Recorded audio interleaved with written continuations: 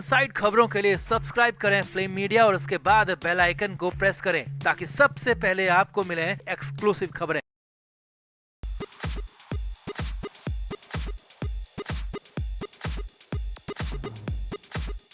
उद्धव ठाकरे दिल्ली जा रहे हैं। 6 से 8 अगस्त के बीच में वो दिल्ली रहेंगे और यहाँ पर इंडिया गठबंधन के साथ उनकी मीटिंग होनी है। सिर्फ उन्हीं की नहीं बल्कि इंडिया गठबंधन की पूरी मीटिंग होनी है जिसमें सभी के सभी बड़े नेता मौजूद रहेंगे। राहुल गांधी भी मौजूद रहेंगे। अब यहाँ पर महाराष्ट्र में यूबीटी के प्रवक्ता संजय राउत ने बड़ा दावा कर दिया कि राहुल गांधी ने स्पेशली उद्धव ठाकरे को बुलाया है। लेकिन अब इसकी इनसाइड खबर आ गई। अंदर की खबर ये है कि राहुल गांधी तो पर्सनली उद्धव ठाकरे से मुलाकात तक नहीं करेंगे। जी हाँ, बड़ी खबर आ रही है। आपको बता रहे हैं कि उद्धव ठाकरे इंडिया गठबंधन की मीटिंग में जरूर शामिल होंगे लेकिन राहुल गांधी से अलग से कोई मुलाकात नहीं होगी। राहुल गांधी से इससे इनकार कर दिया है। जबकि बड़बोले संजय राउत खुद को बड़ा दिखाने के लिए, खुद को बड़ा बताने के लिए ऐसा जबरदस्ती का नैरेटिव सेट कर रहे हैं और इस पर कांग्रेस की तरफ से भी बयान आ गया। तो दिखाते हैं, आपको बताते हैं सब कुछ। आप भी इस वीडियो को शेयर करें, कमेंट करके अपनी राय जरूर दें।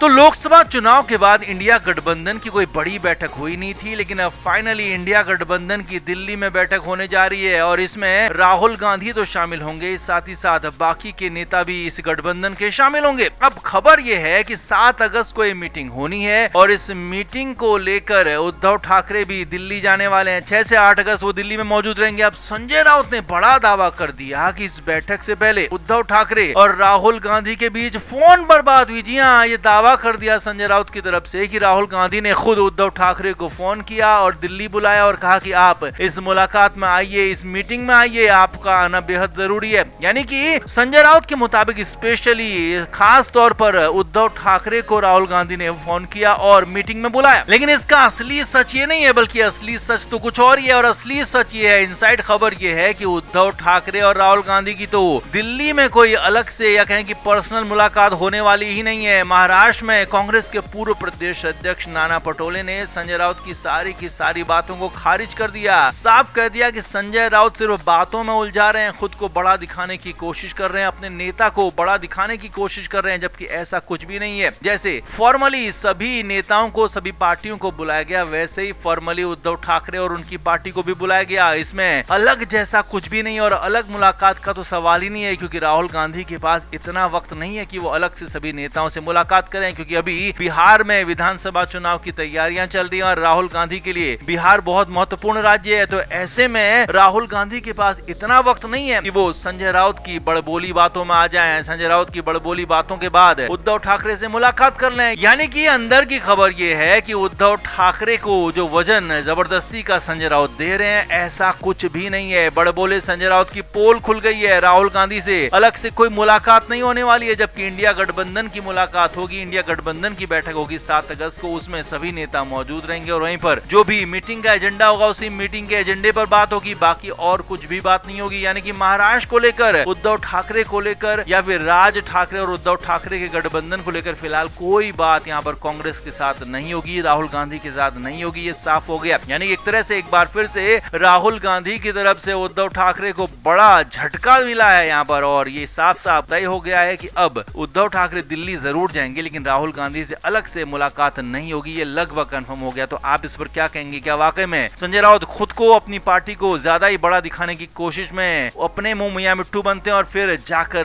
गिर जाते हैं बिल्कुल नीची जगह पर? आप क्या कहेंगे? कमेंट बॉक्स में जरूर बताएं। वीडियो को शेयर भी करें।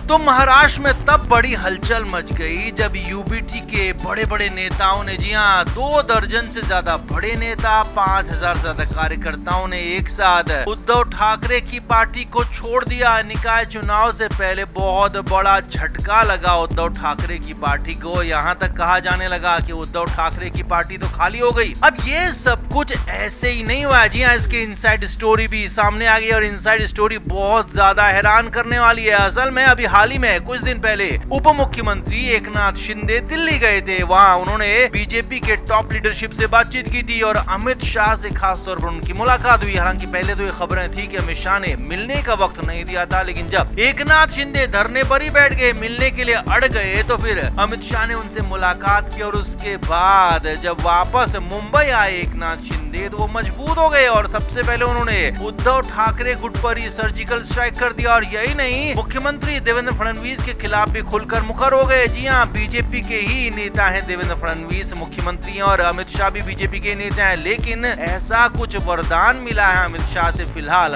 शिंदे को कि वो तूफानी तरीके से आक्रामक नजर आ रहे हैं और यहाँ तक कि फडणवीस को भी आंख दिखाने से पीछे नहीं हट रहे हैं। अब बड़ी खबर ये अंदर खाने की कि एकनाथ शिंदे को कहा गया कि आप अपने अंदाज में सियासत कीजिए, आप अपने हिसाब से सियासत कीजिए, आपको कोई रोकेगा नहीं। और यही नहीं, ये तक भरोसा अमित शाह की तरफ से दिया गया है कि आपको अभी गठबंधन से अलग नहीं किया जाएगा, आपको या आपकी ताकत को कभी कम नहीं किया जाएगा और आप हमारे बराबर के सहयोगी हैं और हमेशा रहेंगे। यानी कि एक तरह से एकनाथ शिंदे जो डर रहे थे, घबरा रहे थे कि देवेंद्र फडणवीस लगातार उन्हें इग्नोर कर रहे हैं, लगातार उन्हें किनारे कर रहे हैं और उद्धव ठाकरे को बढ़ावा देने की कोशिश कर रहे थे, तो यहाँ पर एकनाथ शिंदे को दिल्ली से वरदान मिल गया है, कि दिल्ली से इम्यूनिटी मिल गई है और वो वापस आकर इसीलिए और ज्यादा रौद्र रूप में यहाँ पर अपनी राजनीति करने लगे। और यही नहीं, अगला कदम जो है वो और ज्यादा खौफनाक हो सकता है, उससे सियासी दहशत फैलने लगी है। जी हाँ, खबर ये है कि एकनाथ शिंदे निकाय चुनाव, बीएमसी चुनाव में और ज्यादा सीटें नहीं मांग रहे हैं, बल्कि 2/3 से ज्यादा सीटें मांगने की कोशिश में जुट गए हैं। जी हाँ, ये बहुत बड़ा नुकसान बीजेपी को यहाँ पर हो सकता है अगर एकनाथ शिंदे के साथ वो निकाय चुनाव लड़ते हैं, क्योंकि निकाय चुनाव से पहले शिंदे जबरदस्त तरीके से मजबूत हो गए हैं और बीजेपी को, फडणवीस को आंखें दिखाने लगे हैं। यहाँ तक कि खबरें ये हैं अंदर खाने की वो 2/3 सीटें मांगने की कोशिश में जुटने वाले हैं। हालांकि 2/3 सीटें बीजेपी हर कीमत पर तो मानेगी नहीं, किसी भी कीमत पर नहीं मानेगी और खुद मुख्यमंत्री फडणवीस चाहते हैं कि वो महाराष्ट्र के साथ साथ मुंबई में भी मजबूत हों, क्योंकि मुंबई में अभी भी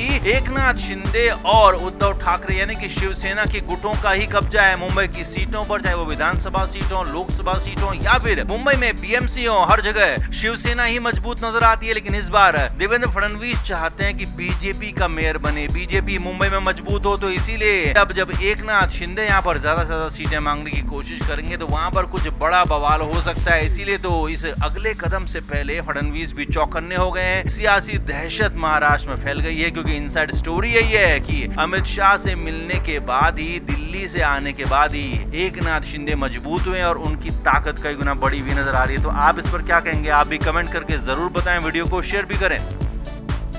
फ्लेम मीडिया रिपोर्ट।